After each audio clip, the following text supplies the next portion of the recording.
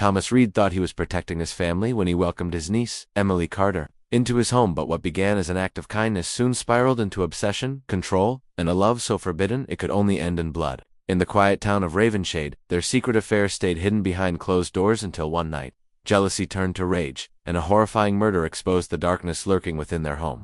Thomas Reed had always been a man people trusted without question. In the quiet town of Ravenshade, everyone knew him as a hard-working mechanic, a church volunteer, and a man who had spent most of his life taking care of others. He lived alone in a modest two-story house on the edge of town, the kind of home that looked ordinary from the outside but carried an air of solitude. After his wife's sudden passing years earlier, Thomas had become even more private, often seen sitting on his porch with a cup of coffee and a distant look in his eyes. To neighbors, he was kind but lonely, a man who had accepted his quiet fate. Everything changed the day his niece, Emily Carter, came to live with him. She was 22, fresh out of college, and full of life. Her mother, Thomas's younger sister, had recently been diagnosed with a chronic illness that required long-term treatment. With nowhere else to go, Emily accepted her uncle's offer to stay with him temporarily while she worked at a local bakery and saved money for her own place. The arrangement seemed harmless, even noble. No one in town questioned it. In fact, most people admired Thomas for stepping up to help his family once again. At first, everything appeared normal. Emily was polite, cheerful, and grateful. She spent her days working, coming home tired but smiling, often cooking dinner for both of them. Thomas found himself enjoying her company more than he expected. Her laughter filled the empty house. Her presence brought warmth back into his daily routine, and for the first time in years, he felt alive. What began as affection for a family member slowly turned into something darker, something he tried to ignore, but couldn't. He found excuses to be around her, lingering in conversations, watching her as she moved about the kitchen, memorizing the sound of her voice. Thomas convinced himself that what he felt wasn't wrong. He told himself it was love, pure and misunderstood by the world. He started buying her gifts, perfume, clothes, small pieces of jewelry. Emily thanked him politely, never suspecting the deeper meaning behind his gestures. But soon, his behavior became harder to dismiss. He grew jealous whenever she mentioned friends or her plans to meet coworkers after work. He began to monitor her routines, subtly inserting himself into every corner of her life. Emily noticed the change. The uncle she once trusted began to feel overbearing and intrusive. She tried to keep things polite, afraid of confrontation, but the atmosphere in the house shifted. The warmth that once filled it now felt heavy and uncomfortable. Thomas's emotions deepened into obsession, his affection clouded by control. He began to believe that Emily was the second chance life had given him, a gift he couldn't lose again. Months passed, and the relationship between them grew increasingly strained. Emily spent more time outside the house, often staying late at the bakery just to avoid being alone with him. Thomas could sense her pulling away, and it infuriated him.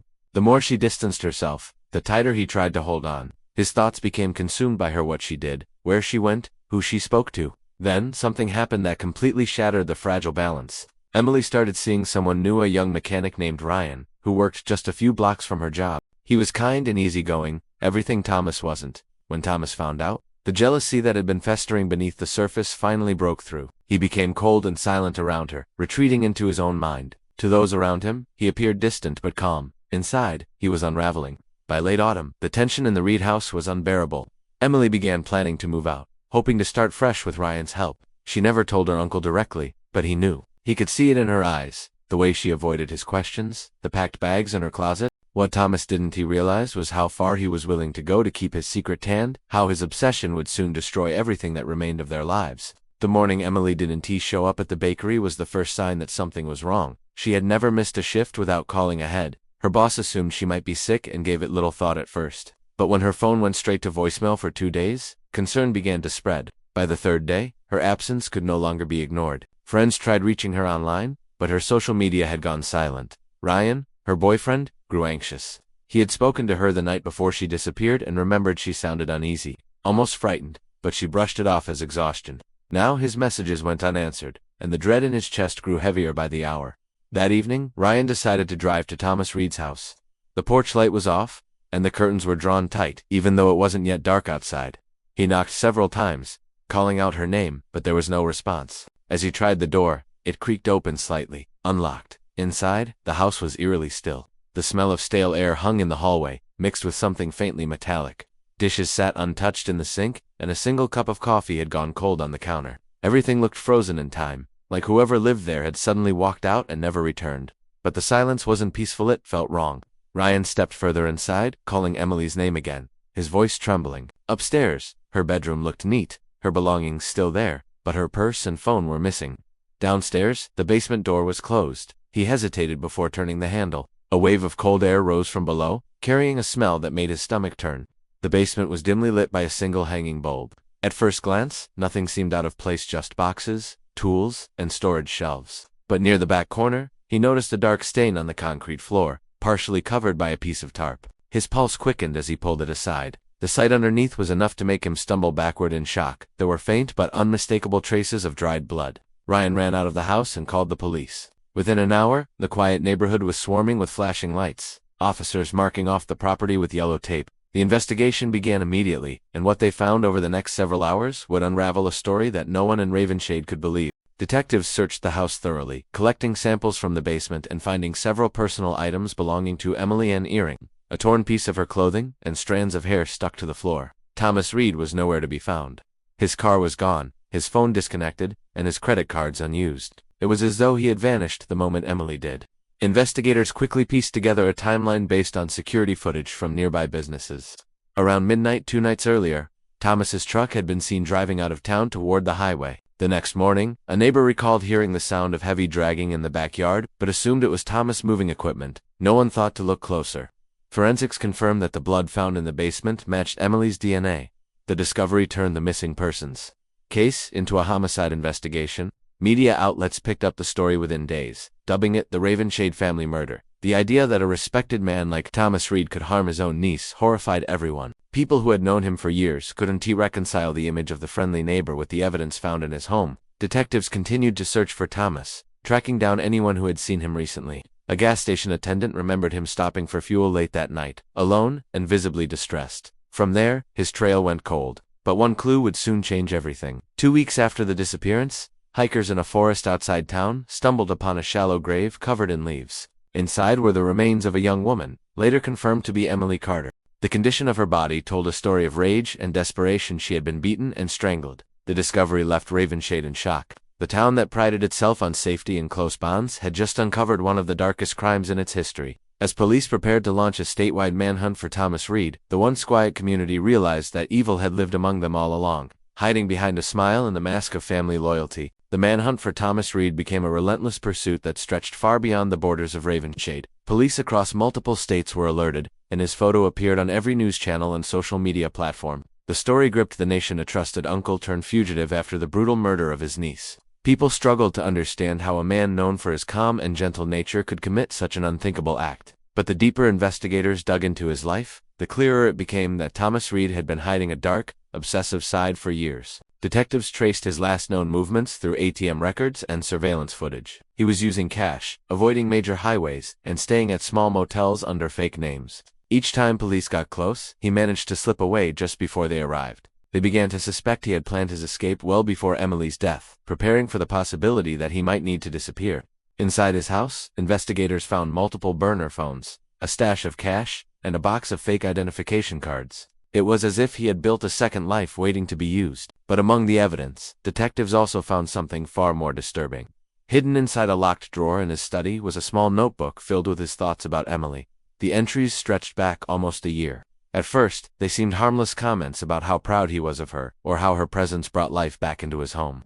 But as the pages continued, the tone changed. The writing became darker, obsessive, possessive. He described her as his, complained about her growing independence, and ranted about anyone who came close to her. By the end, the notebook was filled with violent fantasies and paranoid delusions about losing her. When the details were made public, the community was stunned. The man they thought they knew was a stranger. His obsession with his niece had grown into something monstrous, and no one had seen it coming. The case became a national talking point, sparking debates about hidden predators within families and how easily obsession can masquerade as love. Meanwhile, Thomas continued running. He changed his appearance, shaving his beard, cutting his hair short, and wearing tinted glasses. For weeks, he managed to stay one step ahead of authorities, surviving on fast food and sleeping in his truck. He avoided crowds, never staying in one place too long. But every few days he made the same mistake, using an ATM. Each withdrawal gave investigators a new location to trace, slowly closing the circle around him. It was a cold morning in late December when a gas station clerk in Pennsylvania noticed a man who looked oddly familiar. He was quiet, nervous, and avoided eye contact. The clerk recognized him from a wanted poster hanging behind the counter. When the man left, the clerk immediately called the police. Within 30 minutes, Highway patrol units swarmed the area. They found Thomas sitting in his pickup truck at a rest stop, eating a sandwich. He didn't run or resist when officers surrounded him. He simply stared out the windshield, pale and hollow-eyed, as if he had already accepted his fate. During questioning, Thomas offered little explanation. He confessed to killing Emily but claimed it hadn't been planned. He said she had been packing her things to leave, and when he realized she was gone for good, something inside him snapped. He claimed he couldn't remember the details, only flashes of anger, shouting, and then silence. But investigators didn't believe it was impulsive. The evidence showed that after the murder, he had carefully cleaned the house, disposed of her body, and fled the scene methodically. It was the act of a man who knew exactly what he was doing. When the news of his arrest broke, the town of Ravenshade reacted with a mix of relief and horror. People gathered outside the courthouse as police brought him in, shouting at the man they once called a friend. For many, it wasn't just about the crime, it was about the betrayal. Thomas Reed had shattered the illusion of safety in their small community. The man who used to fix their cars and attend their Sunday services had become a murderer, and his crime would haunt Ravenshade forever. As Thomas sat in his cell awaiting trial, the silence of his capture finally settled in. For the first time in months, he had nowhere to run. The only sound left was the echo of his own thoughts, the same ones that had destroyed the woman who once trusted him the most. The courtroom was packed on the first day of Thomas Reed's trial. Reporters filled every available seat, their cameras flashing as he was escorted in, wearing a plain orange jumpsuit and handcuffs. The man who once carried himself with quiet confidence now looked hollow and expressionless. His eyes stayed fixed on the floor, his hands trembling slightly as he sat down beside his attorney. The entire town of Ravenshade seemed to be watching, either in person or through live coverage. This was more than a murder trial, it was a reckoning for the horror that had destroyed one of their own. The prosecution built their case with precision. They presented the timeline of events.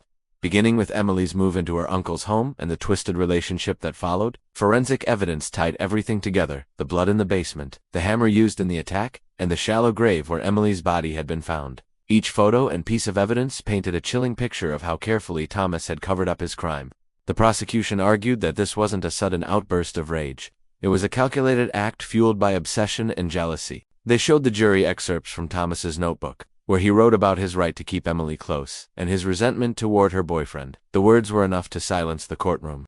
When it was the defense's turn, they tried to shift the narrative. They described Thomas as a broken man who had suffered years of loneliness and mental instability. His lawyer claimed that his actions were the result of a psychological breakdown rather than malice. A psychiatrist was brought in to testify that Thomas displayed signs of delusional attachment, blurring the line between love and control. But even with that argument, the evidence was impossible to ignore. The brutality of Emily's death told a story that no medical explanation could soften. During the trial, Emily's mother sat quietly in the front row, her face pale and tear-streaked. She had traveled from the hospital where she was being treated just to see justice done for her daughter. Every time a photo of Emily was shown, she looked away, unable to bear the sight. When she was called to the stand, her voice trembled as she spoke about her daughter's kindness, her dreams, and the last phone call they shared. The entire courtroom listened in silence. The weight of her grief filled the air like a suffocating fog. Thomas never looked at her. He sat motionless, his expression unreadable, as if he had detached himself completely from reality. When it was his turn to speak, his words were cold and strange. He didn't deny killing Emily. He said he had loved her more than anything, and when she chose to leave, he lost everything.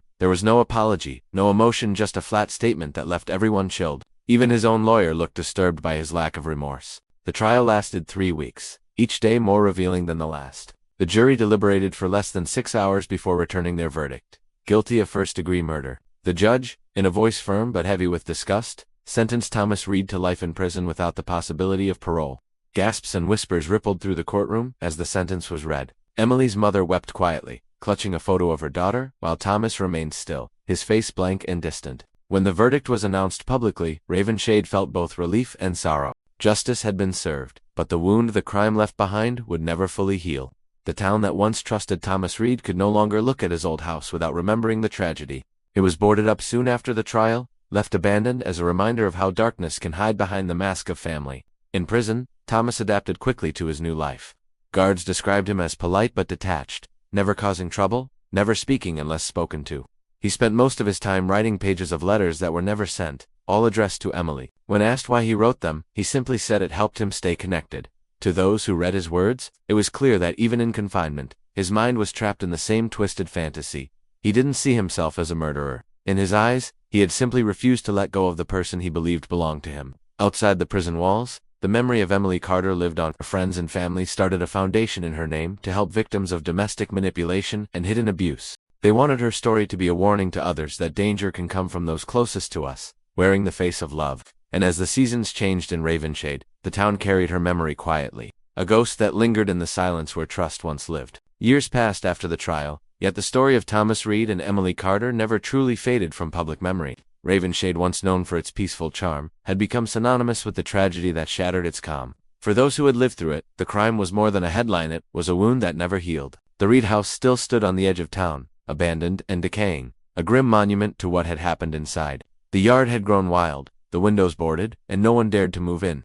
Children whispered stories about hearing sounds from the basement at night, while adults crossed the street to avoid passing too close. The case continued to fascinate true crime enthusiasts and journalists. Documentaries, podcasts, and online discussions analyzed every detail, each trying to uncover what had truly driven Thomas Reed to such a horrific act. Psychologists described it as a perfect storm of obsession, loneliness, and delusion. Others argued it was pure evil, proof that some people are capable of hiding darkness behind even the most ordinary faces. To the people who had known him, that was the most haunting part. They couldn't understand how the man who helped neighbors fix their cars and volunteered at church could also be capable of murder. In prison, Thomas lived a quiet existence. His days followed a rigid routine: meals, exercise, reading, and hours spent writing in his notebook. Guards noted that he rarely spoke about his crime. When asked, he always claimed that what happened to Emily wasn't murder, it was fate. He insisted he had loved her, that they were meant to be together, and that losing her was more than he could bear. To psychiatrists, his words revealed a man who had never accepted reality.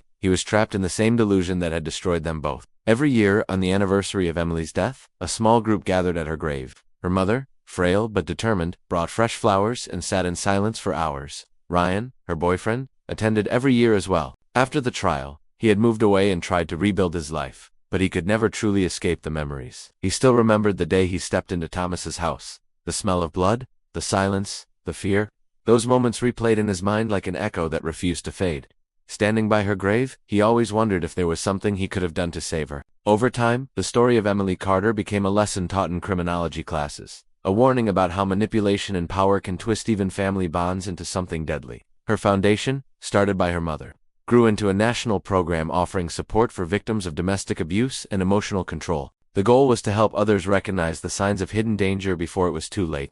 Too many, Emily's name became a symbol of awareness and resilience, a light drawn from darkness. But the story didn't end there. 10 years after the crime, a journalist was granted permission to interview Thomas Reed in prison for a documentary. The footage, later released, stunned viewers. Thomas appeared older, his hair gray and his voice soft but emotionless. When asked if he regretted what he had done, he paused for a long moment before answering. He said he regretted that things ended the way they did, but then added that he still dreamed about Emily every night. He said she visited him in his cell, sitting beside him and smiling, just like she used to in his house. The interviewer later admitted that hearing him speak felt like listening to a man who had long since lost touch with reality. The documentary reignited public interest in the case, but it also revealed a chilling truth. Thomas Reed never changed. Even after years in isolation, his obsession endured. He didn't see himself as a killer, but as someone who had loved too much, a narrative that disturbed psychologists who analyzed the footage. It was a stark reminder that some minds never let go of their delusions, no matter how much time passes. In Ravenshade, the town eventually began to heal. The bakery where Emily once worked reopened under new management, and her photo hung on the wall as a tribute. Each spring, a memorial run was held in her honor, with proceeds going to her foundation. Yet for those who had known her, the past could never truly be erased. They could still feel the shadow of what happened, proof that evil can grow quietly, even in the safest places. The story of Thomas Reed and Emily Carter became more than a crime, it became a warning, a reflection on how easily trust can be betrayed when love turns into obsession. And though the town slowly moved forward, one truth remained carved into its memory. Sometimes the most dangerous monsters are not strangers in the dark, but those who live within the walls we call home.